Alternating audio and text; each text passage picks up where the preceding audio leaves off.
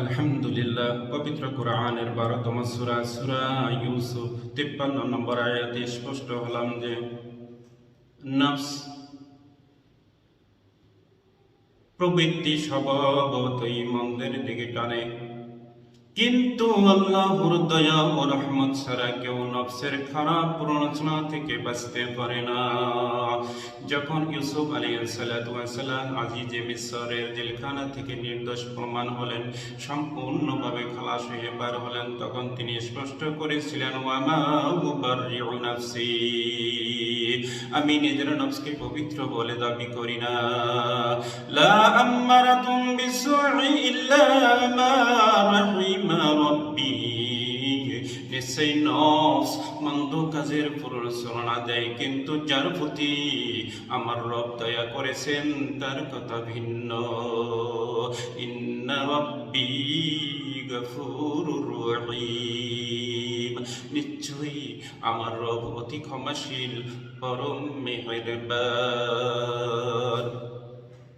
আমরা স্পষ্ট হতে পারলাম যে নফসুল মুতমাইন্না, শান্ত বিবেকের মানুষগুলো কখনো অন্যায় কর্ম জড়ায় না। তারা সদা সর্বদা শান্ত মনের মানুষ, তারা নিকামনে নিজেকে নিয়োজিত রাখে।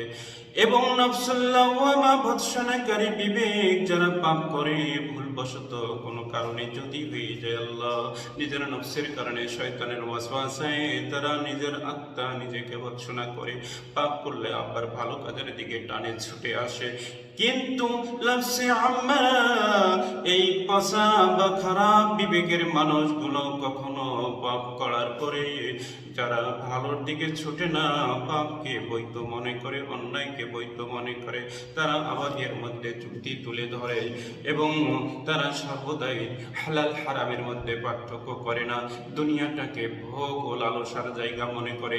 তারা মনে করে খাও দাও ফুর্তি করো, দুনিয়াটাই মস্ত বড়। তারা ভুলে যায় আখিরাত নামে একটি জীবন, পরকাল নামে একটি জীবন, জান্নাতের অনাবিল সুখ শান্তির যে স্থানের কথা তারা ভুলে যায়। মোট কথা আল্লাহর সাহায্য ছাড়া কেউ নিজের শক্তি দিয়ে পাপ থেকে নিরাপদ থাকতে সক্ষম নয়।